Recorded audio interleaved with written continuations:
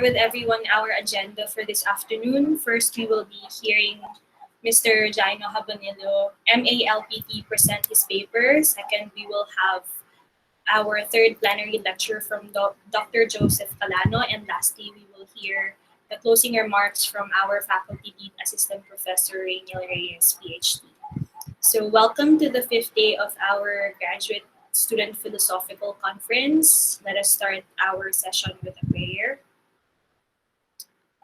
In the name of the Father, and of the Son, and of the Holy Spirit, amen. Hail Mary, full of grace, the Lord is with you. Blessed are you among women, and blessed is the fruit of your womb, Jesus.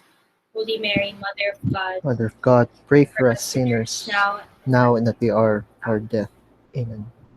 So to start off, our paper presenter for this afternoon is currently taking a PhD program in philosophy at the University of Santo Tomas Graduate School.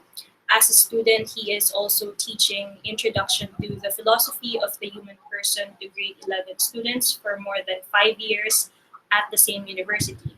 For several years, he is still a student to his interests like Emmanuel Levinas, Plato, existentialism, philosophy of science, and beginning to like women phenomenology. He is from the little town of Maco, Davao de Oro, presenting his paper entitled Levinas's Ethics as a Primordial Principle in Interreligious Dialogue. Ladies and gents, Mr. Jayno, MALP.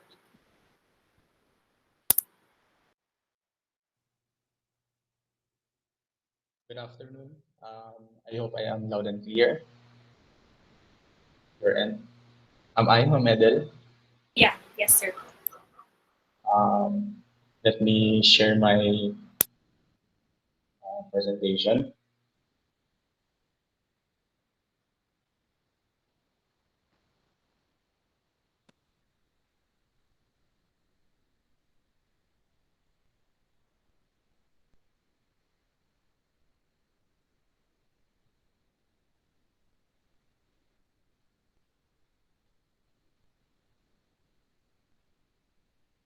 And,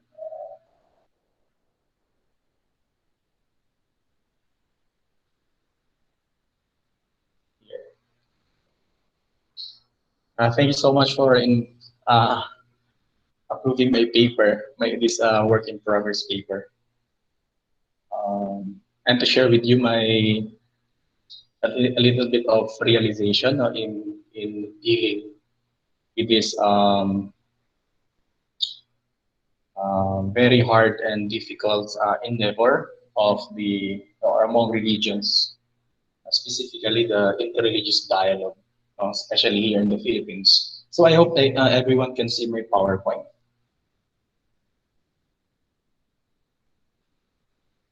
May I know, Ma'am Edel, if you can see my PowerPoint? Yes, Caps. Apa, sir. Clear naman po. Kasi I could not see in my in my screen. Thank you. So I entitled my this work in progress paper, Levinas Ethics as a Primordial Principle in Interreligious Dialogue. So let me begin.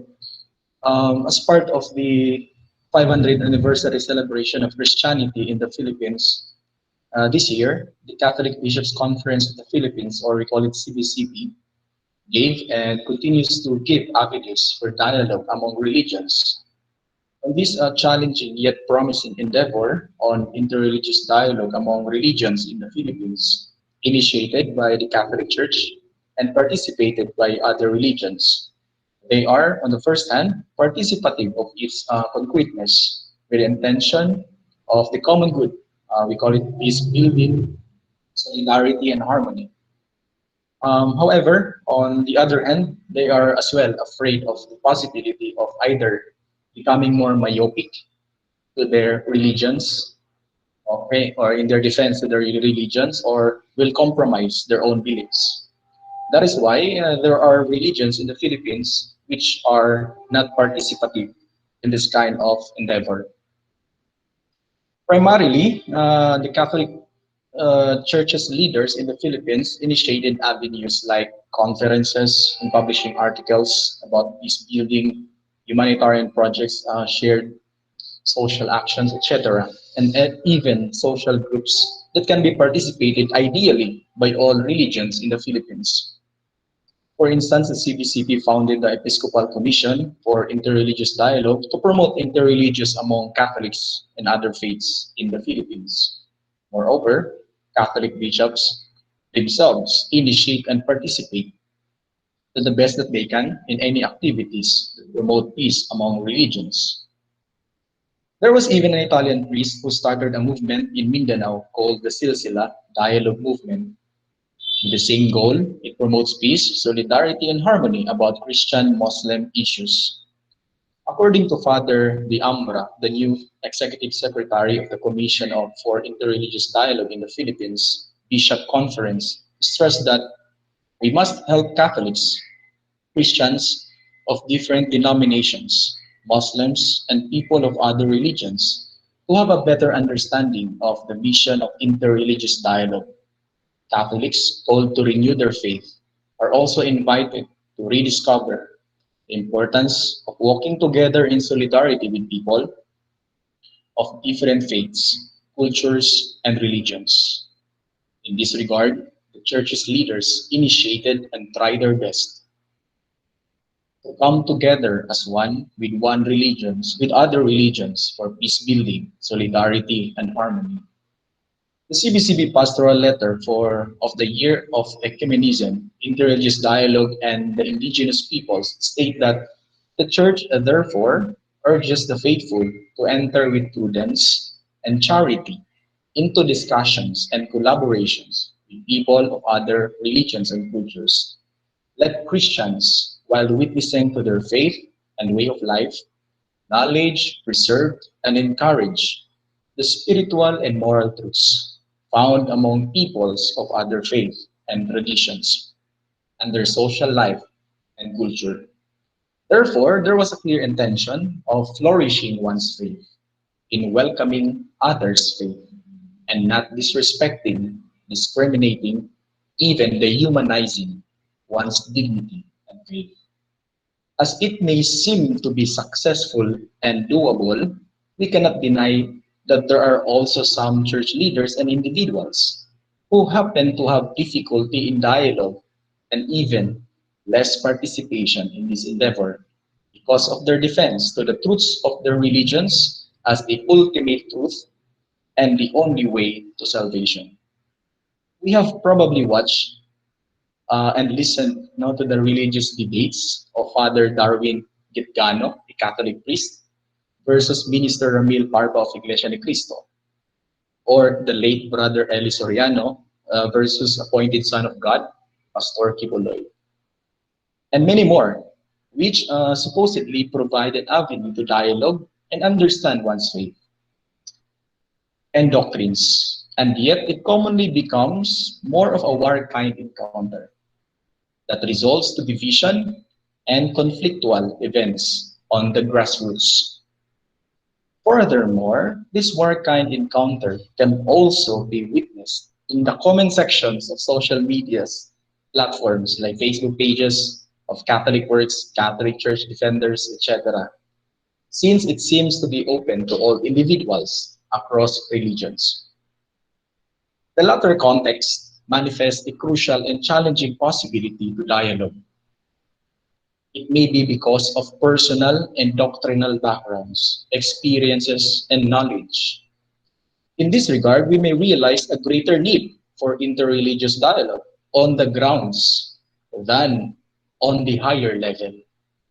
According to Sandy Fultz, dialogue, therefore, is not just something that takes place on an official or academic level only. It is part of daily life during which different cultural and religious groups interact with each other directly and with tensions between them are the most tangible. Furthermore, Catherine Cornille argues that the dialogue thus envisioned remains at times abstract, theoretical, and theological, and might have been balanced or either complicated by more on the ground evidence. not of a dialogue among religions, but those among persons. For this reason, there are two realizations we can get from this reality. First, interreligious dialogue is more necessary and likewise beneficial among persons from the grounds. Although we are not discrediting the relevance and initiatives of the Catholic leader or the Church's leaders, hence, primarily this endeavor necessitates dialogue more among persons and not directly among religions. Second, the telos of interreligious dialogue is not just to dialogue, but to attain peace and solidarity. This end will always be difficult or even impossible if it will not be done in a peaceful manner, beginning from the grounds. Therefore, peace must be possible in the process of encounter among individuals. It is very important to note that we need to begin and deal with an among subjects or persons dialogue and not an inter-religious dialogue. However, this dialogue is not possible without a relationship that establishes respect and appreciation to one's religion. Furthermore, the relationship may be an essential factor that makes everyone dialogue harmoniously and in solidarity. However, I would like to argue that prior to all epistemological reasons that make interreligious dialogue possible, we are always grounded and reminded on our ethical and ontological responsibility for the other. In my deep reflection on the difficulty of dialogue among persons, it leads me to Levinas' ethics. This is an invitation that before coming together as religious individuals, we need to come together as unique persons and as faceless, without biases and categorizations. Emmanuel Levinas' ethics, which is named radical, can be traced back to his Jewish upbringing and influence. We can begin his ethics from our understanding of the face in the context of the other. The other is the whole person from its purest being. It means that the other must be approached as a unique person, regardless of his or her physical appearances. He or she is always the other, always our other. When one sees the face, for example, the eyes, the nose, the body, etc., it is not yet an encounter of the face of the other. For Levinas, the face of the other is beyond what is visible and sensible. Hence, it is not a question of who is my neighbor, but the face is always my neighbor, my other. According to Roger Bograve, in his book Proximity with the Other, the scholar and close friend of Levinas, the epiphany of the face is still a breaking through and a throwing into a confusion of that very epiphany, and as such, the other always remains enigmatic, intruding on me as the irreducible, separate and distinct, strange, in short, as the other. In this regard, the responsibility for the other is possible if one considers the other as the whole person and not being categorized. It means that the face of the other is the epiphany beyond categorization. However, it is not the eye who claims that the face is the whole person, but it is the face itself. It is the faceless other. That is why to encounter and experience the face of the other is to hear the command of the other. The command of the other can be interpreted as being open to the other as other. In the ethical confrontation with the face, Levinas asked during his conversation with Philip Nemo on his ethics and infinity, with decisive questions. Do I become a wolf or predator to the other, which is based from Thomas Hobbes, or do I become my brother's keeper, which can be traced back from the Bible? In this sense, the ethical responsibility of Levinas is therefore a life of others, the being of others falls to me as a duty. Furthermore, the ethical responsibility for the other is best witnessed concretely in the story of the Good Samaritan in the Gospel of St. Luke, chapter 10, verse 30 to 37.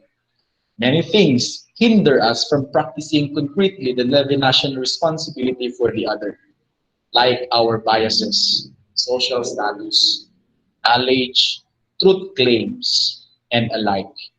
Nevertheless, there is of that ontological nature that reminds us, even prior to our freedom, our becoming, our self-consciousness, prior to all and other existence and human nature, we are ethical beings. We are responsible for the other. Levinas reminds us in his book Totality and Infinity that responsibility of the I for the other is rooted in an irreducible relationship, an ethical and asymmetrical relationship with the other. In the otherwise than being or beyond essence, Levinas as the essential, speaks of responsibility as the essential, primary, and fundamental structure of subjectivity. Um, when we come together as faceless, when there is an avenue to dialogue among and between faceless other, and when we dialogue among each other with that sense of responsibility for the other, there will always be harmony and solidarity done peacefully. In this way, inter-religious dialogue among persons is truly and concretely possible and attainable. In the book of Catherine Cornille entitled The Impossibility of Interreligious Dialogue, she argues that there will always be difficulty and even impossibility of interreligious dialogue because of our religious commitment, assent to the truth claims, claimed as the highest path to salvation and efficacious means to liberation and tendency to convince others to convert. These are our personal and doctrinal convictions as Catholics, Muslims, Iglesia ni Cristo, Protestants, born again, Christians. However, when we recognize our humanity as ontologically equal with each other, we are always humble and ready to listen to others with empathy and shared goals, and becoming hospitable toward the truth that others may share to us. In this case, there is not just dialogue that may sprout from peace, but also respect with gentleness, common appreciation, maturity in faith, and genuine relationship among each other. In conclusion, there are 3 points that I would like to highlight and which I have considered as an attempt. This is just an attempt now to approach interreligious dialogue more concretely and realistically manner and understanding. First, it is to remind ourselves that interreligious dialogue is more crucial and challenging at the lower level in the church's hierarchy. We are talking of unique individuals from informal settlers, daily wage workers, company staff like office staff, janitors, janitress, etc. Even students no, at our universities and institutions. For this reason, it necessitates more concrete avenues to dialogue and attention compared to the higher level in the hierarchy of the church. Therefore, there must be a recognition of the persons as other prior to dialogue among religions. Second is to realize that primarily we need to come together not as religious individuals, but as persons with an ontological call, that is, to be responsible for the other. Moreover, it is to approach the other as the whole person in solidarity for the common goal of peace, harmony, and respect. Our responsibility for the other requires submission without losing the self and compromising the faith. That is why this ethical responsibility becomes an essential and primordial principle to begin the interreligious dialogue and to establish a genuine relationship.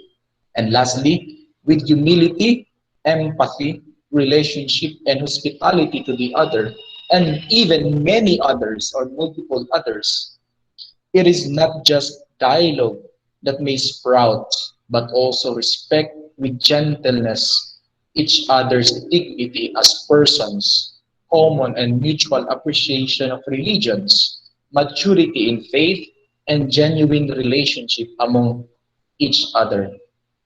With these proposals, we may realize that Levinas ethics serves as a primordial principle as we hope to begin this harmonious dialogue among persons and religions. On this realization, we may invite more religions to participate religiously with commitment and respect for these remarkable events. As we begin for as we begin to count for another 100 or shall we say 500 years of Christianity in the Philippines, I would like to challenge the following. First is the Catholic Church. To promote this endeavor at the parishes and basic ecclesial communities, or we call it BEC, by creating localized avenues for a peaceful dialogue wherein everyone lives in harmony and solidarity, regardless of differences in faith. It would even be beneficial if the importance and necessity of interreligious dialogue will be included in our catechesis given to students in private and public schools, so that as they grow older, they will have a clear understanding and acceptance of diversity in faith and matured appreciation of religions. Second, to us, the administrators, faculty members, and even non-teaching personnel or scholars, and students in the Catholic universities and institutions must always promote and respect diversity in religions without imposing our beliefs. Commonly, we require our students to adopt and practice the university's tradition and mission vision. Nevertheless, we shall do our best to accommodate with respect and appreciation the truth claims and practices of other religions on this remarkable endeavor. In this regard, interreligious dialogue with its goal might be more essential if it will be included in our curriculum. Lastly, to those who are present today, as we participate in any interreligious dialogue, both virtual or physical, we are constantly reminded to remain on the ground and challenged to be hospitable toward the truths of other religions. This is not to compromise our faith, but to understand it more and flourish it. Being open and hospitable to the truths of other religions will give us a keen sense of belongingness and maturity. We will realize that there is so much more to our faith in God and our relationship with Him. To end my work in progress paper, I would like to share this short event. When I was a first year student in theology in ecclesiastical faculty of the university, our professor, a priest, Dominican priest, asked us on our second day of class, since the first day of class is always a prima nundatur. So he would ask, among the religions in the Philippines, which one is the most salvific? And of course, no, we answered it based on our biases and knowledge. However, the answer of our professor was a surprising one. For him, the salvific religion is the one that makes you closer to God. That's all. Thank you for listening, and I wish to get some questions and even comments and reflection to make this work in progress more substantial and more acceptable. Thank you so much. Thank you, Sir Jayno, for your insightful discussion. So We have around 15 minutes for questions and clarifications. I invite the audience to type in their questions or clarifications if there are any in our chat box. And you may also raise your hand now if you wish to raise your question directly to Sir Jayno. Thank you, everyone.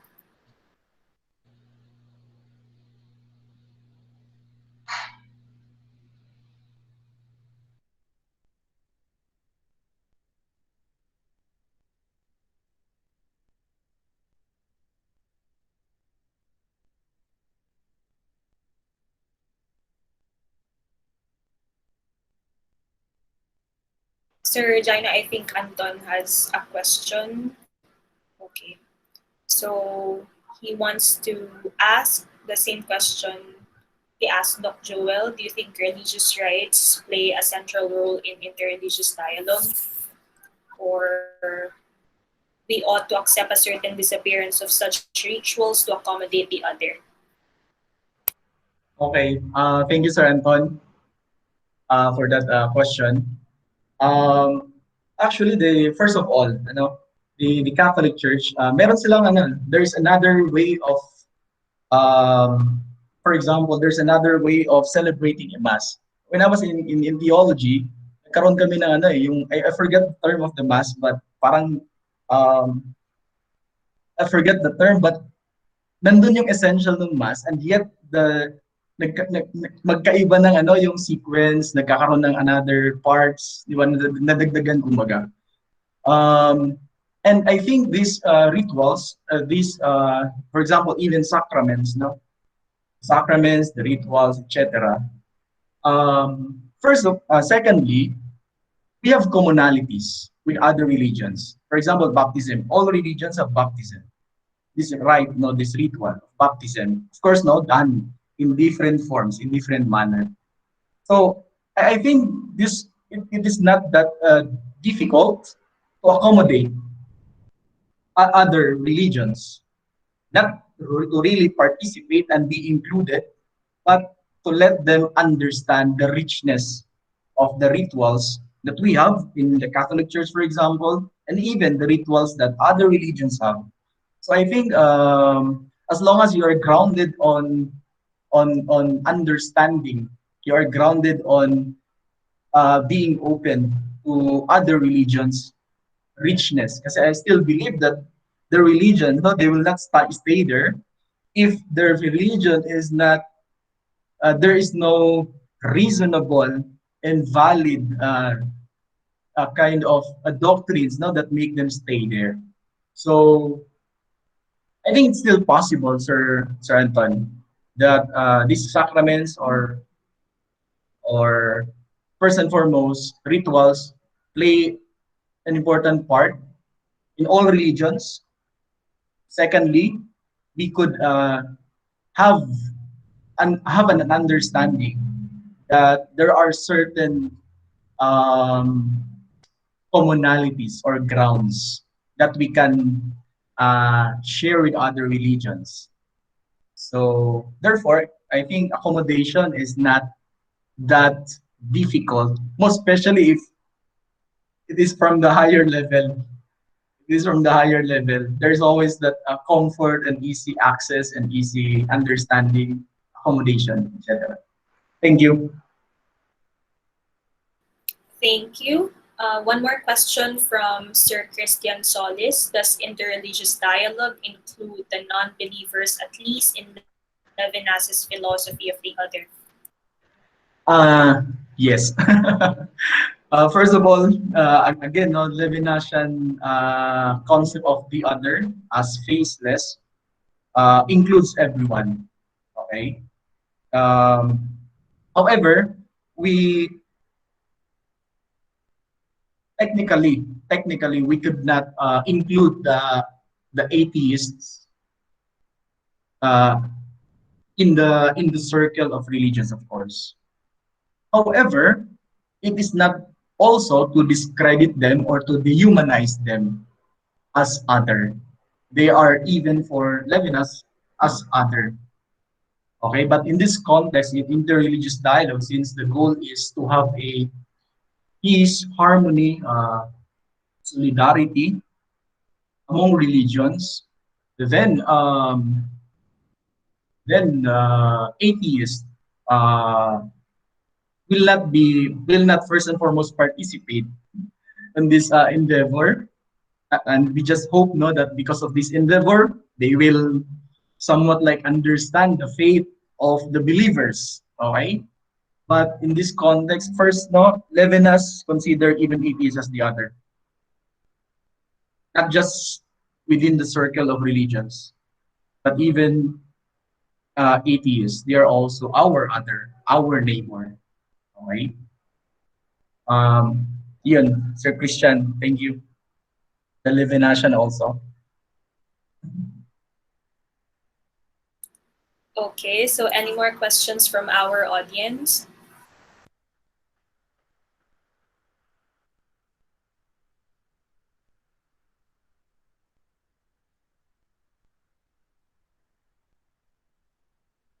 So I think there's none. Sir Jaina, I have one, but it's not really a question. It's more of a clarification.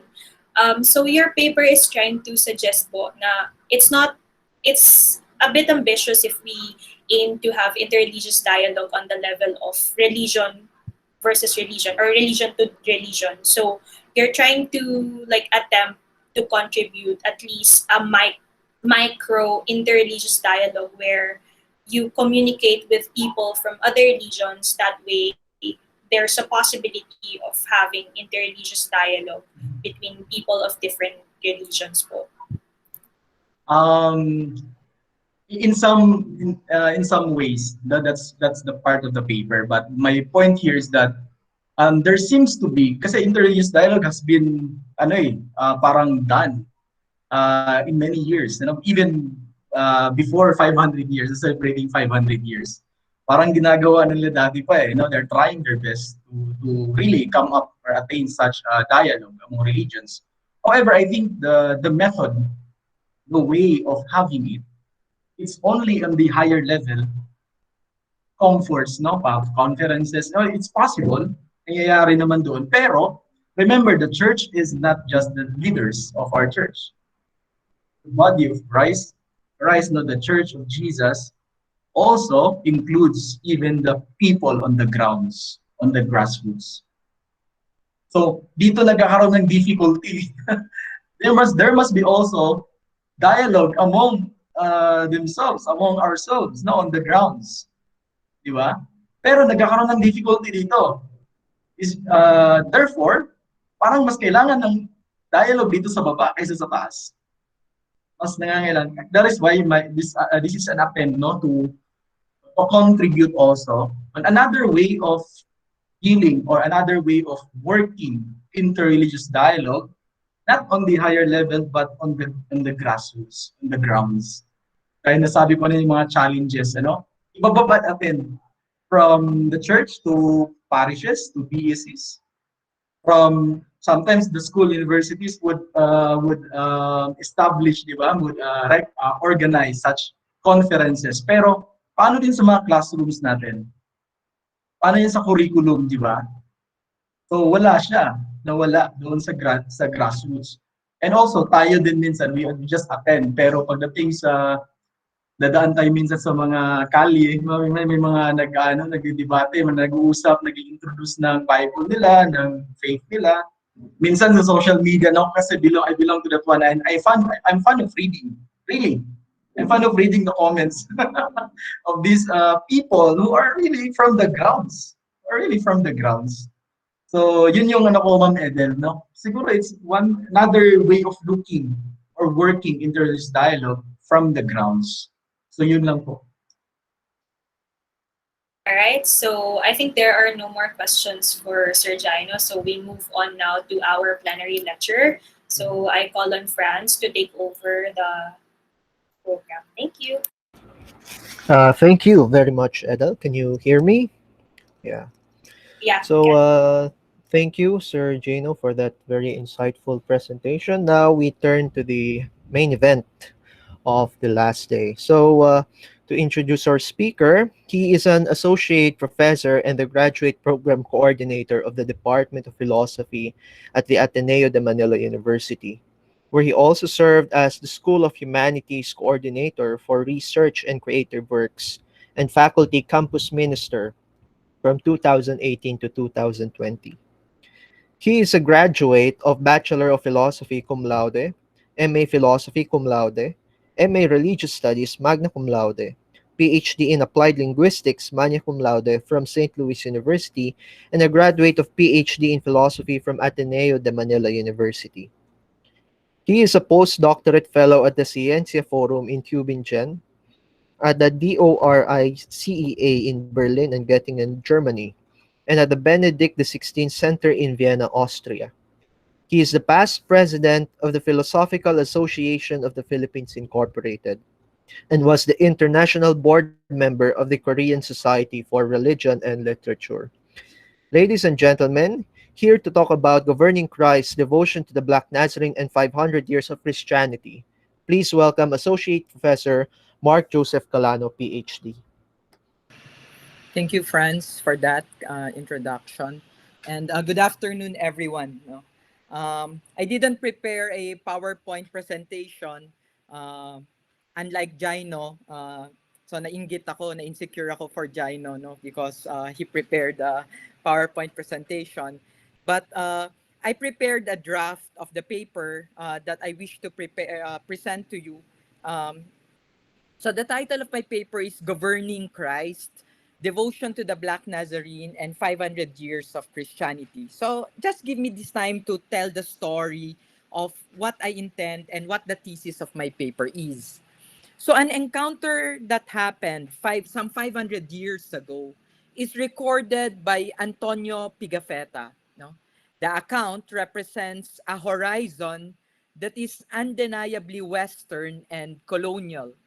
Whether we like it or not, reconstructing our reception of this encounter remains historically impossible, if not purely speculative. But certain practices continue to manifest the play that is involved in the expansion of horizons or meeting of horizons, if you will. A horizon is a limitation in one's vision. That which is beyond the horizon cannot be perceived. In the words of Roque Ferriols, he calls this one, um, I forgot what it's called. He calls this one horizon, yung English. Mamaya maalala ko. I'm actually just filling it up. But certain practices continue to manifest the play that is involved in the expansion of horizons.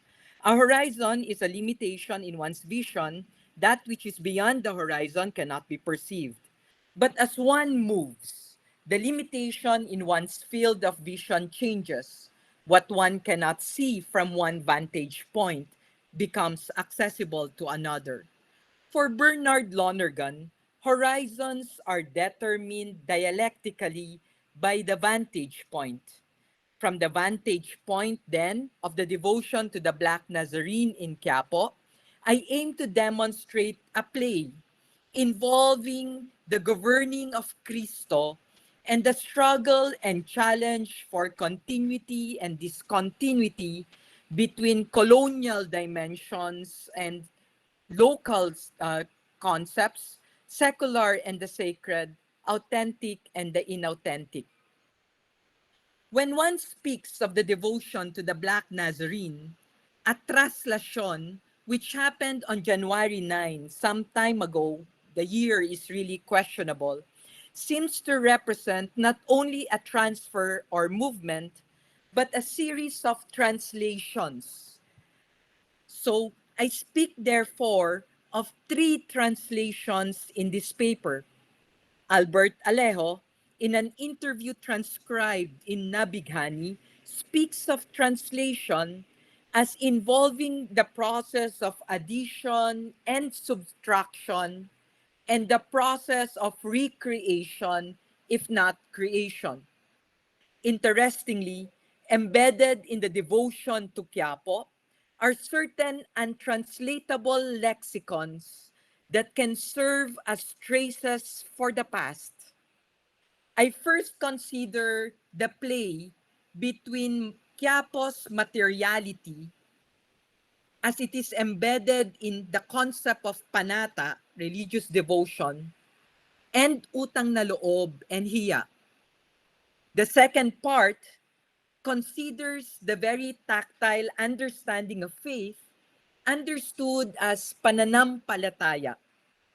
I draw from the reflections of Dionisio Miranda to demonstrate such an endemic understanding that makes possible the encounter. And the third part considers how our stratified society is actually embedded in our colonial mindset and considers how Cristo technically democratized langit. Um, the thoughts that are embedded here are actually based on three very interesting thinkers, no? Vicente Rafael, Dionisio Miranda, and Gus Rodriguez. Let's begin with translation as transaction, no? The transactional nature of religiosity. Panata, or the performance of the devotion to the Black Nazarene, is directed towards an image that we call Nuestro Padre Jesus Nazareno. To a certain extent, this devotion is material. Material because some parts of the original image can still be found in the basilica. I say some parts because even that is questionable. It is to this particular image, perceived to be original, that people attribute some miraculous powers or potency, bisa. As such, the need to perform devotion by means of touch or visit and the like.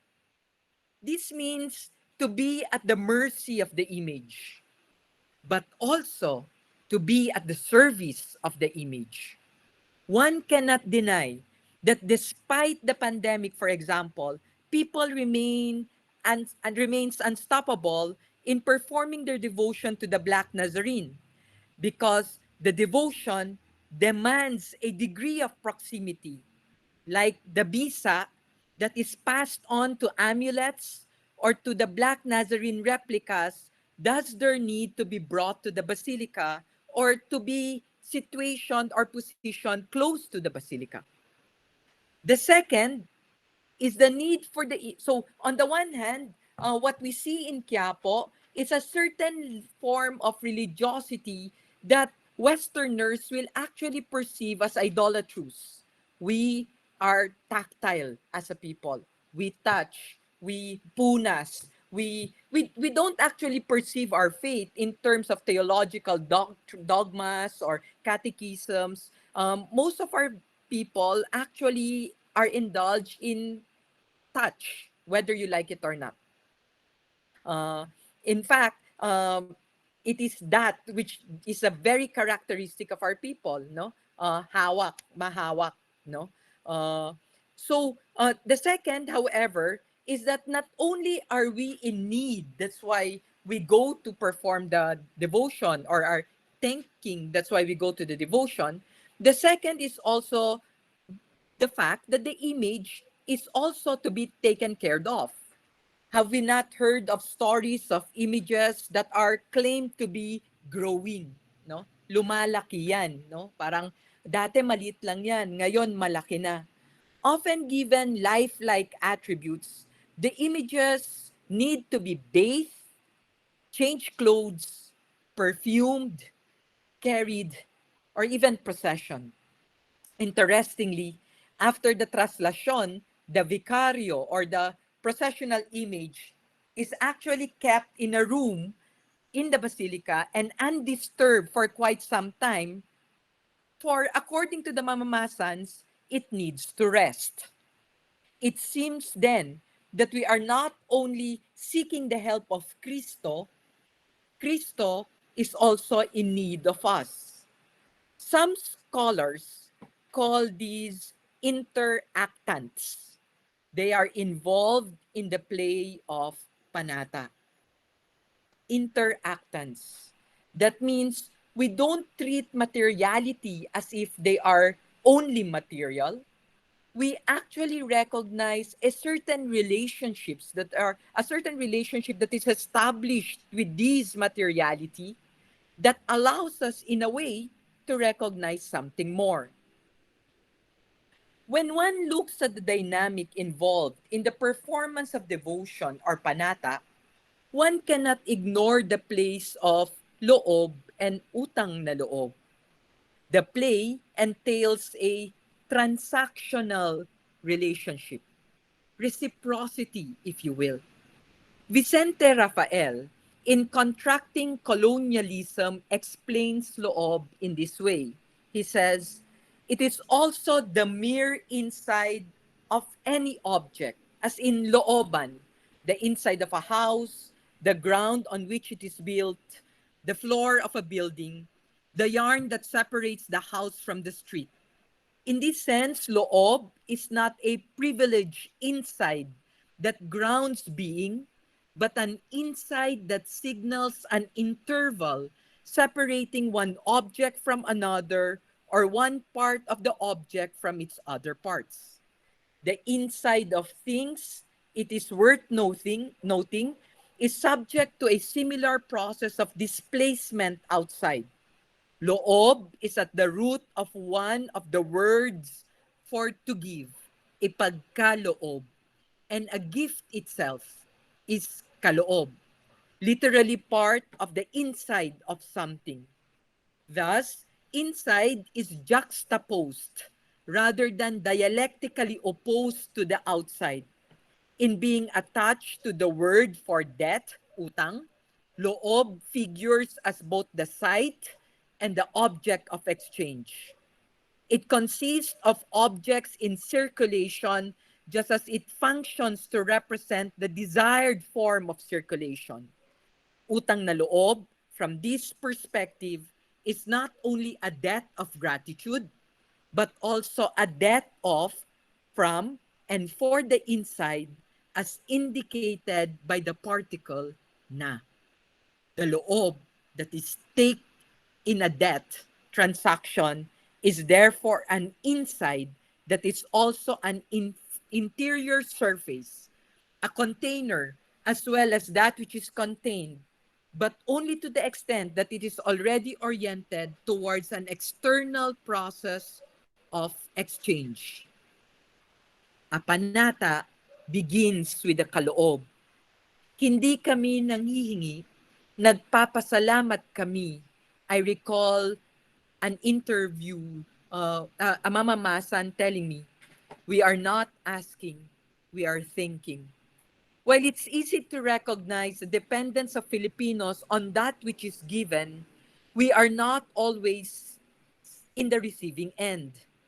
In this understanding, the loob is the locus, the place in which things given are gathered and from which and towards which transactions are made. Interestingly, the loob cannot exist apart from the debt. It can be known and realized only in the process of indebtedness. As utang na loob, transactions imply neither an originary source of the gifts nor privileged interiority accountable for its debt. It can only be tied to hiya. Hiya is embarrassment. It expresses the sense of one's inability to fend off the signs that come from outside by performing a response adequate to what one has received.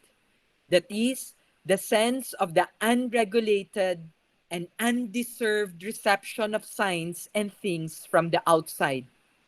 Panata, as it is understood, therefore, is a play between utang na loob and hiya.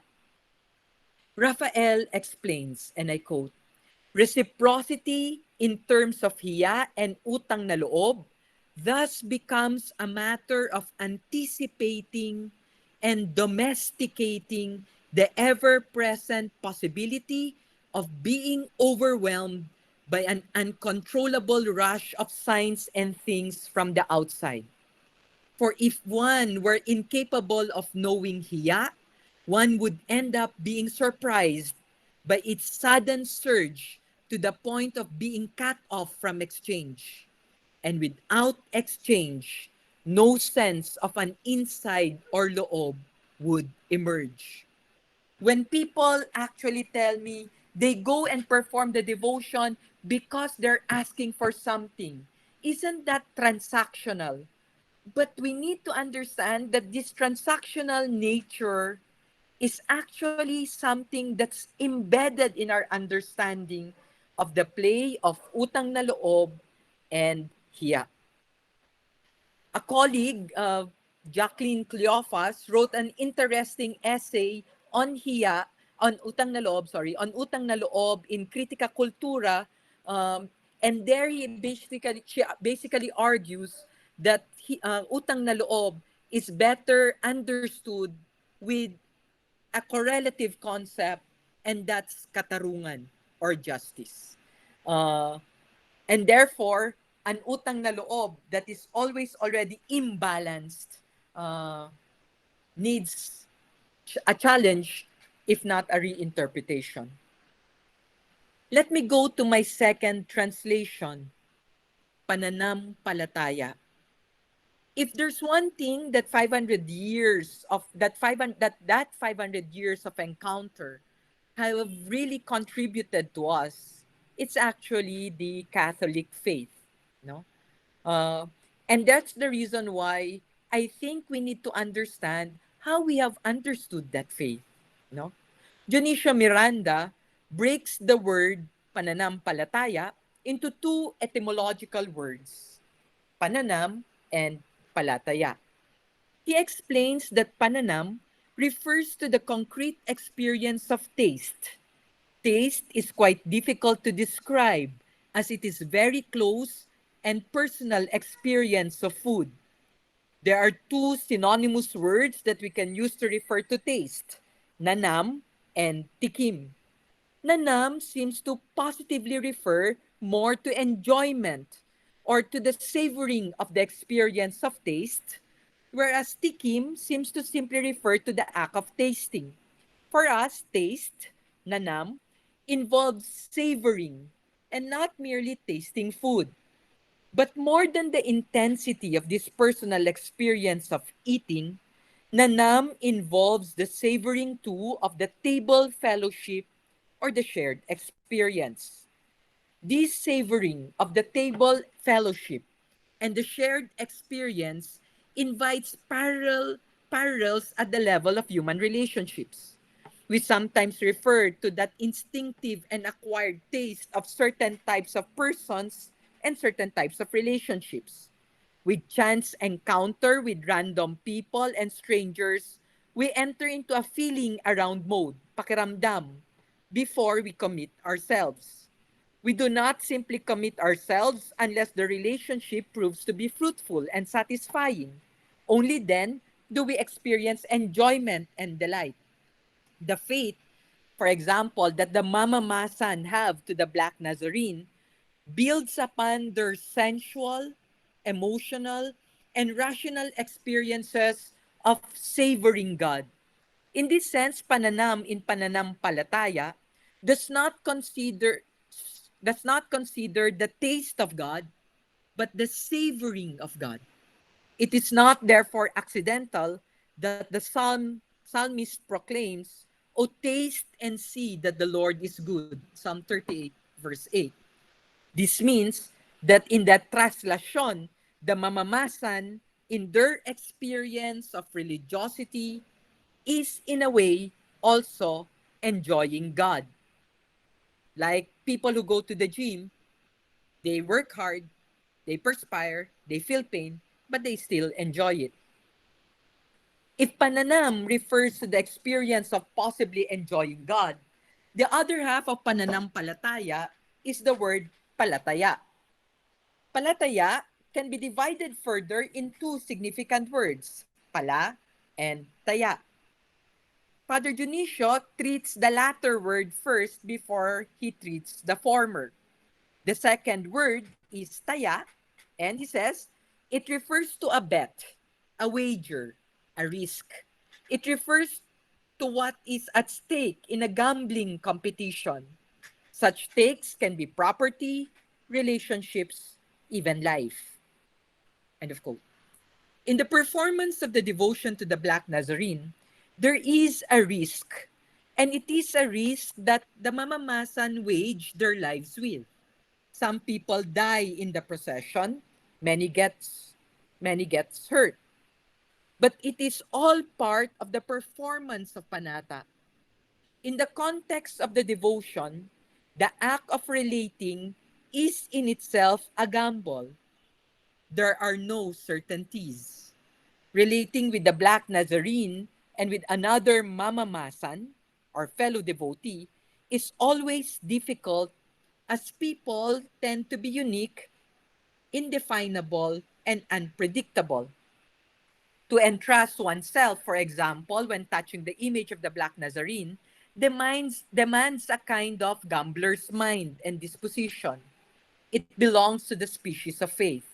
Whether we like it or not, faith in the Black Nazarene entails tremendous stakes for the person and in the life of the person. It demands the highest act of trust and surrender, based perhaps on the assurance that any form of sacrifice will not be in vain. We are done with the word taya. Now we address the word pala. Linguistically, pala of palataya is a prefix that implies repetition. In the common sense of gambling on the one hand, this implies a vice and a degeneration insofar as it means a loss of control over one's actions. Gambling becomes an addiction. One gambles for the sake of gambling and no more stakes. Let us set this type of gambler aside. On the other hand, a gambler can also be aware of at least two types of betting: those that involve games of chance and those that entail a matching skill. On the one hand, bets made on games of chance are purely irrational and are made against pure chance. The gambler is aware of the improbable odds, but gambles nevertheless. He holds on the laws and calculations of probability, hoping that they are in his favor. This whole affair is a matter of suerte o malas. If he wins, then he capitalizes on it. If he does not win, then he withdraws. In games like these, the gambler does not only gamble against all odds. This is unacceptable, even foolish. The gambler does not bet on an underdog. In a similar fashion, the bettor, because of a long and studied appraisal of the critical qualities for winning, is actually testing his skills of judgment. The unpredictable remains a possibility, but one banks on the more rational probability.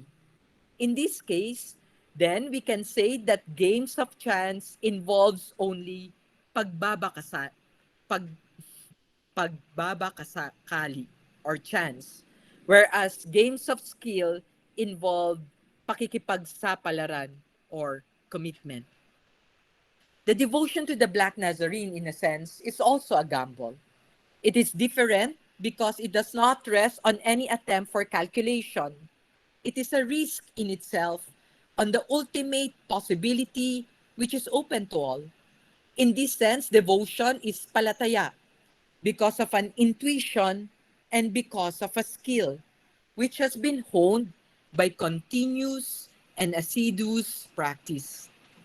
Aside from the etymology of pananampalataya, the basic meaning of the term may also be clarified using the synonyms pananalig and paniniwala. The root words of the two terms are salig and tiwala. On the one hand, salig points to a base, a basis, a foundation. In the devotion to the Black Nazarene, it rests on the person of Christ, who is experienced as a father, quite uniquely, right? He is referred by the mamamasan as Nuestro Padre Jesus Nazareno, loosely translated as Our Father Jesus of Nazareth. We never call Jesus our Father, but we do call him Papa Jesus. On the other hand, that's very unique. No, that's very unique. As Filipinos, that's unique. On the other hand, tiwala gives premium to trust and confidence. In this sense, trust and confidence is verified by time and confirmed by mutual relationship. Tiwala does not only have a relation with belief or the believable, with trust or faith, whether this be in something or someone. It also has a relation with being good and reliable. To be a katiwala, for example, is to accept the responsibilities of a caretaker. It is to take the responsibility over one's tiwala. If we look at the faith experiences of the mamamasan, their devotion is a grounded belief, a basic confidence and trust, an attitude of worship, and the will to be faithful. We cannot simply dismiss it as folk religiosity.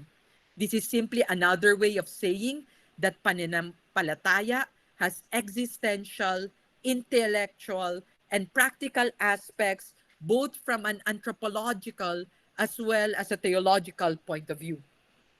On the one hand, it is one thing to have faith and believe that a statement is true or that something is telling the truth. It is, on the other hand, something else altogether, involving the whole person to have faith in someone as the Black Nazarene. Let me go to my third translation, democratizing Christ. I get the third point from Agustin Martin Rodriguez. Gus argues that when the colonials came, they brought moral evil on such a scale that it caused the catastrophic end of the world as the people of the pre-colonial time cosmology knew it. No? There, and this is also the claim of Brother Carl Gaspar, that we need to also consider the violence that 500 years have brought us, not just the things, the good things that it did. No, this imposition was first experience of people of such catastrophic disarray that the world as a cradle of well-being was lost. Our indigenous people felt themselves to be exiled from their own realm of well-being. Thus, people became dwellers of the bayang sawi, which the Spanish created with their catastrophic colonialization. But this catastrophe they caused was genuinely a gift, no? Because they helped the indigenous people reimagine their cosmos. They helped the colonized to reimagine heaven and the possibilities of our society. With the experience of colonialism, they gave the colonized communities an experience of an event so catastrophic that it could be felt as a pervasive evil. The pervasive evil was felt as a permanent threat to their well-being that needed to be overcome. Ironically, the Spaniards presented the people with the apparatus to build a rationality of liberation. They provided this through Christianity, articulated in the Passion. With the imposition of the Spanish or Catholic rationality, for it was a particular Spanish Catholicism, a Passion rationally emerged. The Passion is a poetic and prayerful rendition of the history of salvation, in it, the creation of the world and the death and suffering of Jesus are rendered in an epic prayer that can be sung on Holy Week or in other occasions depending on the region. The form of the book or the song took on a European idiom, but it also resembles the Dalit, or the Babaylan invocation in parts. So let's look at the passion rationality as it is articulated by Reynaldo Ileto. In the passion cosmology, the elite reign. They are the rich and educated who would be seen as the Spaniards, and also the Principalia or the Datus and the Maharlika of old. The Datus and Maharlika were leaders at the time of colonization. They were leaders because they proved their abilities in trade and war and were the class assigned to take care of their community. However, they, along with the colonialists, ended up being the cause of their people's sufferings. The Spanish and the Principalia ruled over land mainly to extract the resources from the people. These people were seen to bear the characteristics of the boastful, deceitful, greedy, and unjust characters in the poem. They are the highborn who are educated and wear the trappings of royalty but are dark and evil at heart. With their reign, they bring about the suffering of the bayang sawi. No? Yung bayang sawi, the concept of the bayang sawi comes from Florante at Laura. So Christ comes to this bayang sawi, which is ruled by the Roman and Jewish elite in order to liberate it. Through his life, as told in the Passion, Cristo models the genuine values of the powerful who will be able to liberate their world from suffering. He does this by demonstrating the basic characteristic of people of genuine power. Those worthy to rule are those whose inner disposition is Christ-like, because his way of being gives him access to true power. In short, one ought not to be like the Principalia or the colonizers, but must aim to be like the hamak at dukha. The hamak, low-born, and the dukha, the poor, our urban poor, are gentle, simple poor, not educated, but not ignorant. These are the chosen people who are truly powerful because they emulate Christ who models the behavior of the powerful and triumphant person. After all, he triumphs and rises from the dead. So if one wants to have the power and to be part of the kaharian or kingdom of the Messiah, one must be like Cristo. In the cosmos of the Passion, the Dukha were the people of Cristo. Like Cristo, they belong to langit. Heaven here is not like the land where the dead go. It is more the land of the powerful Creator who is the source of creative power. God is a more involved Diyos Ama because He sent His Son Cristo to save us from danger, unlike the distant gods of old. In the Passion cosmology, langit is the ground of power and order, not just a place. People of langit can participate in its power, the power that allowed Cristo to rise from the dead, raise people from the dead, and have control over the powers of earth. Cristo also comes from a realm of pure liwanag, ginhawa, pag-ibig, kaligayahan, as well as kapatiran and katarungan. So how does a person who is dukha become realm of this realm or becomes part of this realm? The most effective way is to be a Cristo. If one can genuinely emulate Cristo, then the person will belong to langit and have the powers of langit. For the dukha, the passion presents a paradigm of hope. Although they dwell in a bayang sawi, Cristo opens langit for them and offers the promise of a better place where justice reigns and the values of goodness prevail. The life of suffering and exploitation is not the final word. There is a world beyond these where light and good prevail. The bayang sawi can be transformed into a bagong Jerusalem, or in the case of the Katipunan, the kaharian ng mga Tagalog or kingdom of the Tagalog. When you read that, when you basically understand, no, the entire cosmology that is involved in the democratization of langit, which is made possible by Cristo, langit becomes open for all, dukha ka man o hindi. And that's basically what Cristo did, no? Cristo democratized langit, made langit accessible to all, only if we become like Cristo. Whether this is in the form of a loob or not is another issue we need to address. But allow me to end this paper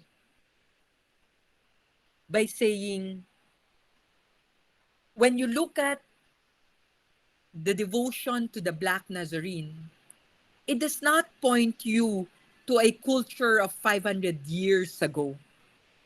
It does not point you to a past. For maybe, like the past, it will be dead. In the devotion, we see a living spirit.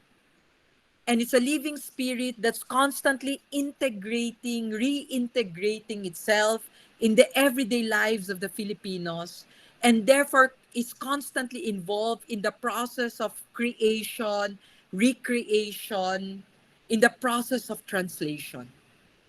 And as such, continues to point us to, on the one hand, influences from our colonial past, but also, on the other hand, continuous engagement with what's new, creating a bagong luma, creating something new out of the old.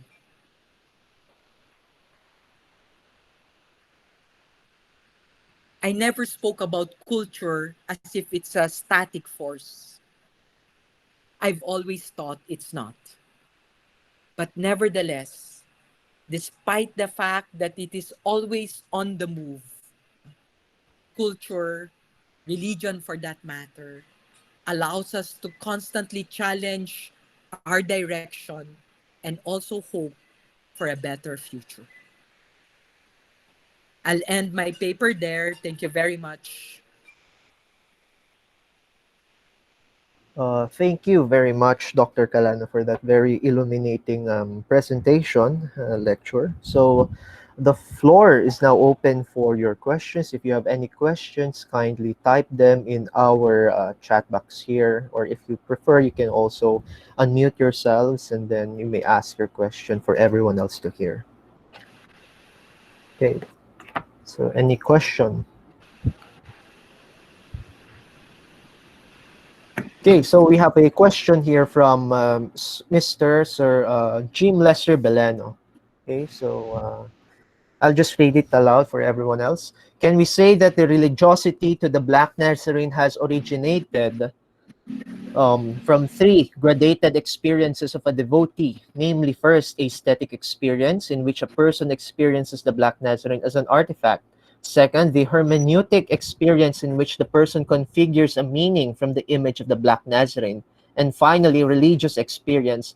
After the hermeneutic experience of meaning, the person develops a kind of faith from his personal. Mhm. Doc Mark. Thank you, Sir Jim, for that question. No? It's very difficult to create a standard movement, no, as if it's an ascent from aesthetic experience to religious experience. No, one who do field work will recognize that it's not always like that. But these aspects are recognizable. I'll agree. For example, when we say aesthetic experience, this is not simply this is not simply looking at the image, no. When one goes into the translation or immerses himself into the translation, it's a sensorium unto itself. That means the smell, the colors, and everything all contributes to the experience, to the religious experience, if you will. But if that's what you consider aesthetic experience, sure, that's a very good uh, perceived understanding of what it is. Now, in terms of the hermeneutic experience, I always understood it as an act of negotiation. No, that it's always an attempt. Well, negotiation is the term I use, but a while ago I was saying integration. That whether I like it or not, there's this is not simply a matter of me receiving the truths of my faith. Uh, that if I can say something very controversial, there's no such thing as a theologia perennis, no, or an unchanged theology. It always need to take a cultural form or shape, if you will, and therefore we'll have to fit into our own hermeneutic experience, di ba? Gadamer uses the term fusion of horizon. I never use that term, but I use Bernard Lonergan's term of the expansion of horizons, no? That the horizons are expanding. Abot tanaw, yung salitang ginamit ni Padre Roque, ngayon naalala ko na. Yung abot tanaw mo at yung abot tanaw ko ay nagsasalubong. That's the hermeneutic experience. At sa abot tanaw ko, hindi napapalitan ng abot tanaw mo yung abot tanaw ko, kasi yung abot tanaw ko lagi kong tinitignan sa punto de vista ko, no? So even if we both learned catechism, for example, my understanding of my faith will always vary depending on where I stand, di ba? On where I stand, whether I like it or not. It's not subjectivism, no? It's not. I'm not saying it's subjectivist, no? Horizons are not subjectivist, even if horizons can share a certain vanishing point, no, or a point where you can no longer see, di ba? In terms of religious experience, I think the hermeneutic and the aesthetic experience already constitutes the religious experience. When you look at Eliade's understanding of religious experience, he will always already understand the time and space as an opportunity for encounter or encountering the sacred and the divine. So that's how I will look at it, Sir Jim. But there's a second part to his question, and I'll read it already, Franz, if you don't mind. Encounter with the Black Nazarene, a relation no longer to an art but to a person. Simply put, can we say that devotees' pananampalataya is possibly formed through successive experiences beginning from... by all means, no, by all means, it's a complex reality than that, more complex reality than that, but more or less it's like that. um, Again, I intend to provide a template for understanding religious belief, no. In my work on the Black Nazarene, all that I want to do is to recognize the plurality of rationalities that are involved, and how a particular rationality, or forcing ourselves to fit in a particular rationality, can be destructive, self-destructive for us, di ba? Halimbawa, for example, di ba? I'll force myself to do Levinas like the French do. Parang talo ka na. I mean, because whether you like it or not, as a Filipino, perhaps we read Levinas in terms of translations. I'm not criticizing you, Sir Jayno. I'm just giving you as an example because nauna ka. Or even if I study French, di ba? Hindi ko mapapasukan yung punto de vista ng isang Pranses na gumagawa ng filosofiya sa wikang Pranses, no? At doon pwedeng magbago yung karanasan, di ba? Pwedeng magbago yung, kaya nga talagang magbabago at magbabago. So magkaiba yung karanasan, magkaiba yung Pilipino nagbabasa ng Levinas sa Pranses na nagbabasa kay Levinas. May makikita ka na hindi nakikita ng iba, at maaring meron kang may dadagdag na hindi nakita kahit ni Levinas, no? Kasi nga higit at vanishing point, di ba? Yung horizon niya hindi na nagtatapat sa horizon mo, so nawawala na, no? I say the vanishing point as a concept from architecture, if you will, no? So makikita nyo, when you look at it from that perspective, even philosophically, no, we need to be able to create distinctions between that which is ontological and that which is really just existential, di ba? Kailangan mahugot pa rin natin yun. Will you say na, hindi na filosofiya ginagawa mo, Weltanschauung na yan, no? Worldview na yan. Well, it will depend on our understanding of what philosophy do, di ba? Doon magkakaroon ng variation. But I really think, no, that even the social scientists do philosophy. That's really my firm conviction. Anton asks a question. Thank you, Sir Jim, for that question. Thank you, Doc. Anton says, sige, ako na, Franz. I would just want to ask, do you think our experience with the Black Nile is something that allows us to bind us with those of other faiths? With the differences of perspectives, how can we share the experience of truth with those outside this commonality we have? Or is it part of the gamble? Okay, that's a very interesting question. Um, the way I understand it, no, and this I take from the fact that I worked on Derrida. If we simply work on binary oppositions, di ba? That the dominant rationality is overturned. We're just substituting the dominant rationality with another dominant rationality, di ba? If we look at it in terms of philosophy, no, if we will only be, I have nothing against feminists, but if we will only be feminists, that's like just overturning, di ba?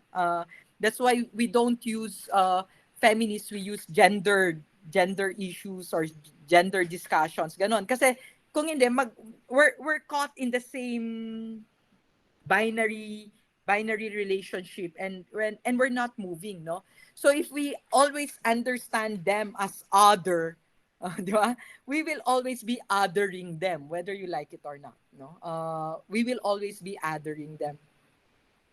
But when we understand faith as a universal factor, no, there's something universal in faith, no. Here I get it from a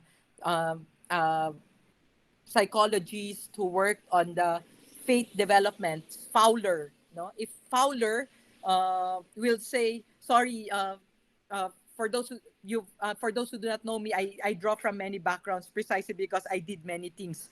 Fowler said that faith is a universal. No, it's a universal thing. It's not just very particular. It's very universal. So if we understand it from that perspective, everybody have faith, but the expressions or the manifestations of our faith are different, then difference will play a greater role, di ba?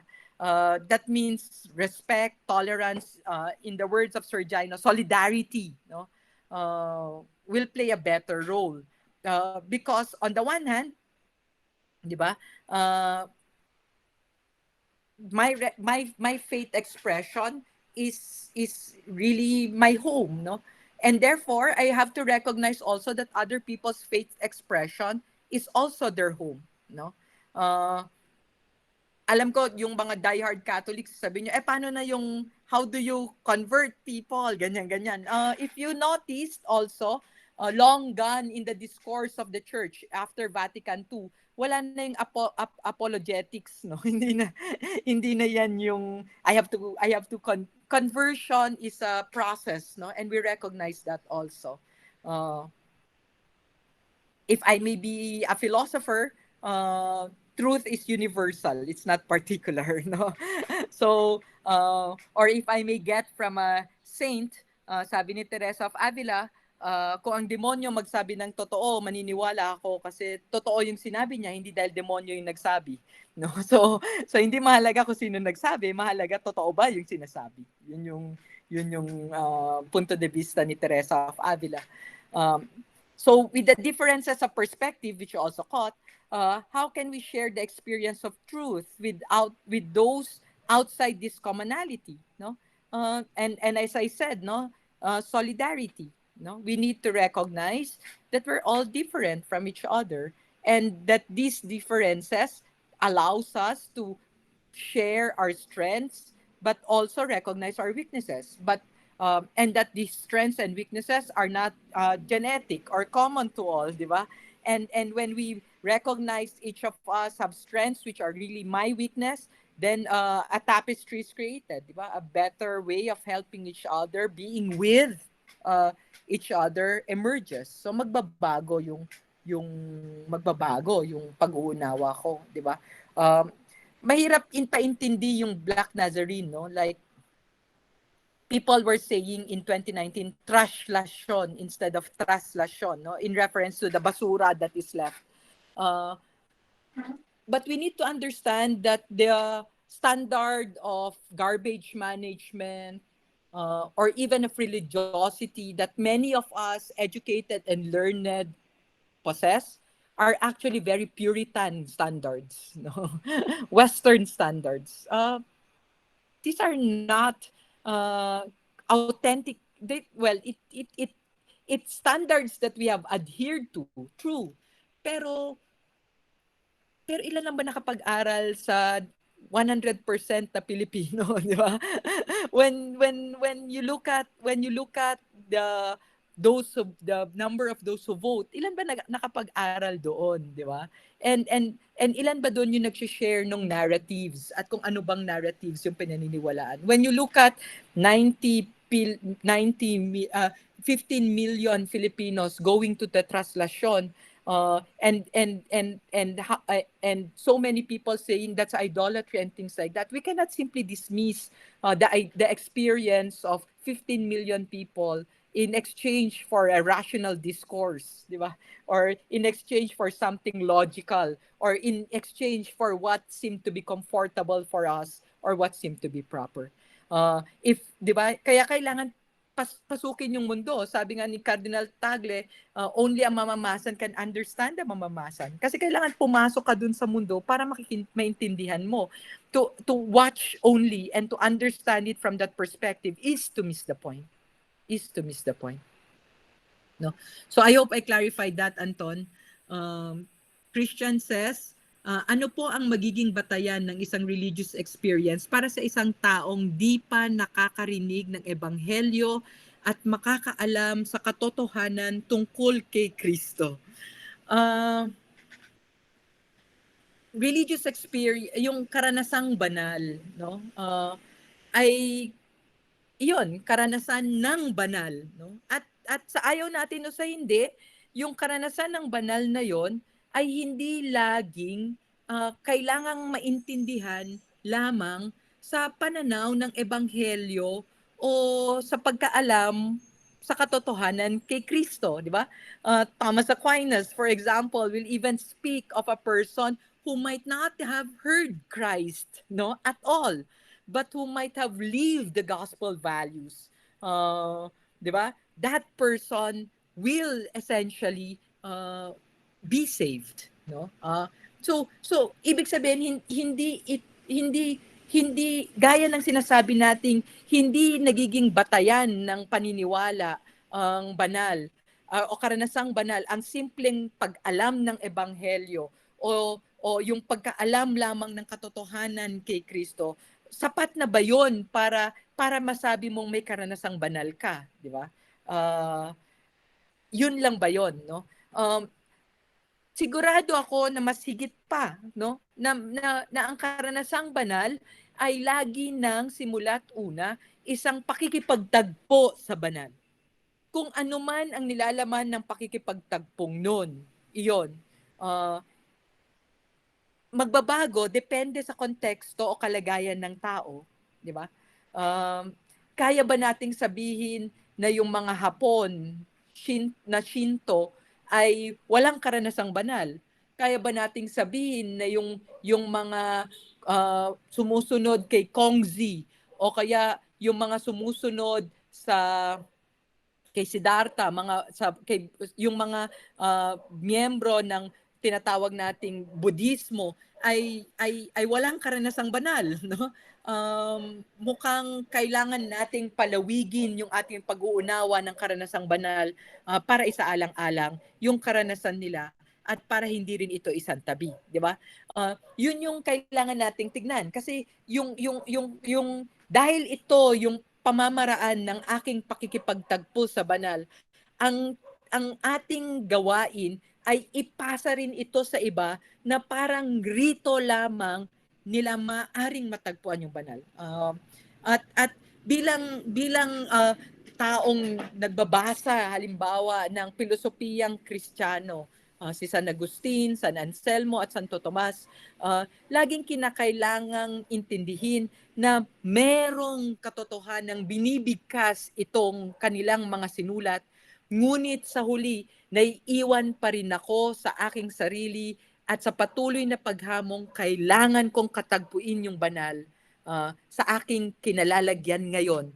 Kung hindi, hindi ko matatagpuan yung banal. Magiging kulang, di ba? Kumbaga, God meets you where you are. You do not elevate yourself to meet God. No, that's not religious experience. God meets you where you are. No? So if God is to make sense, it is in things that matters to us. The things that matters to us. Kaya kung yung taong naghihingi ng, yung magnanakaw na naghihingi na sana mabigyan siya ng pera, sapat na ba yun na batayan ng kawalan ng pananampalataya kasi hindi tama? Pwede nating tingnan sa ganong pananaw. Pero does that mean we can dismiss the religious experience? Perhaps no. Perhaps no. I hope I clarified that question, Sir Christian. Sir Rochi, my fellow scholar in the Black Nazarene. Tanong ni Sir Rochi, sa panahon ng pandemya, kung saan ang mga deboto ay di na maaring manampalataya kagaya ng translasyon, paano kaya ang tatlong uri ng translasyon batay sa iyong obserbasyon? Actually, yung pamagat ko, governing Kristo, kasi yung una, yung konsepto ng governing is to guide or to lead, di ba? Ganun yun yung etymology ng govern, gubernare or something like that, yung etymology niya. Na isang pagbabantay, isang pag-aalalay. Malaki ang hamon niyan no ngayong panahon ng pandemya, at yan din yung dahilan kung bakit ibang rationality yung nag-work kahit na may restrictions. Kasi tandaan, laging merong yung performance ng devotion ay laging tactile at laging proximal, di ba? Laging malapitan. Kaya kahit na anong gawin ng pamahalaan, no, na pagbabawal, yung rationality ng nananampalatayang nagsusugal yung pumapasok, hindi nagka-calculate eh. Sugal lang, nagsusugal lang, no? Walang isip-isip na chance. Although I discourage that type, yun yung rationality na nakikita ko. When Pinoy banned, discouraged the people to go to Quiapo because there was a bomb threat in Quiapo, that produced the longest procession ever. When they actually closed the route of Jones Bridge because Jones Bridge is actually compromised, the structural integrity is compromised, the people simply lifted the barriers kasi merong mahalaga yung... So kahit na nung nakaraang taon na nilagay yung mga pulis para hindi masyadong angkla yung mga tao, it produced, alam mo yon, the way I look at it, it's a way of governing, restricting devotion. And my problem there is that it failed to recognize the cultural expression of religiosity. Kasi parang meron tayong standard na kung ano yung tama, at inimpose natin yung standard na yon from the outside, hindi galing sa loob, di ba? Parang hindi natin nakita yon, at sa akin malaking problema yon, Sir Rochi, kasi nagkakaroon ng pamimilit sa isang pamamaraan ng pag-isip na maaring hindi shared by the people who perform the devotion. Yun yung aking tingin dyan.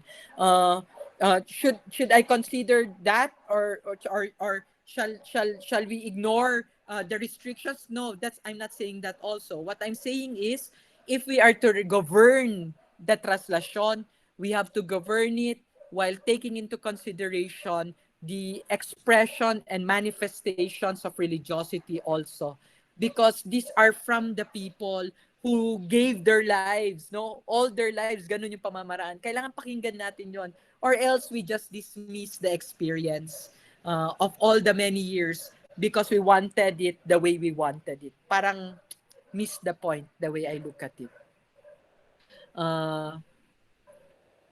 So I hope I clarified that, Sir Rochi. Opinion ko lang po yun. Si Sir Jim, sabi niya, what is the distinction between religious experience and the experience of the sacred? Um, um, there are really religions that do not have a specific person to relate to. No? There are religions that na walang, 'di ba? Kung ang understanding natin ng religion, dapat may creed, may code or ceremony, yun yung theological understanding.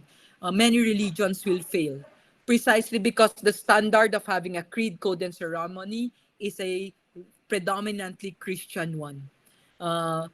Buddhism, Shintoism, and the other world religions have religious experiences, but it might not necessarily be the experience of the sacred. Yung sacred normally is actually God, no? And therefore, dapat meron kang ka-relate, no? And that's how I will distinguish it, no? May it's a controversial experience. Even the sociologists of religion, no?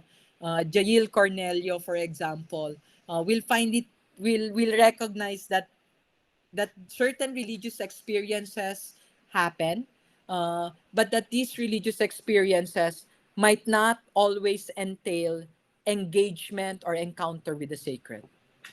So that's how I will. Sorry, Jail, if you will listen to this one, I quoted you, but that's how I will think. Even the sociologists of religion will understand it. Last. Salamat po. Ang karanasan sa reliyon o karanasang banal ay di nasasakop ng Ebanghelyo at ni Kristo lamang. Tama po kayo. Mas malawak, mas malalim, naway mas maranasan nga natin ang Diyos kung saan man tayo. Okay, it's not a question, but it's a affirmation at least of what has been said. No? Ibig bang sabihin na hindi ko maiintindihan ng lubusan yung kapwa? Siguro yun yung tanong nyo ngayon na nasa isip. Napaka-subjective. Wala bang communal? May communal, no? Because even people who stand on the same vantage point can possibly see the same horizon. Same horizon. Pero, laging may pagpapakumbabang kasama yan. Kasi yung abot tanaw ko, laging limitado, laging kulang. Hindi niya kayang sakupin ang lahat. At yung abot tanaw ko, sa ayaw ko sa hindi, patuloy na pagsasalin lamang. Patuloy na pag-unawa sa kung ano yung naririyan. At dahil ron, nagbabago, depende sa kalagayan ko, sa kinalalagyan ko. Kaya nga maganda yung democratization ng langit ni Kristo. Kasi kung yung langit para lang sa mga Kastila o para lamang sa mga prinsipalyas, kawawa naman yung mga dukha, di ba? Pero ang ginawa ni Kristo, binuksan niya ang langit para sa lahat, no? At mahalaga 'yon, no? Mahalaga 'yon. Ibig sabihin, walang pinipiling kulay, walang pinipiling reliyon, if you will. Christ, by democratizing heaven, made it accessible to all, if you will.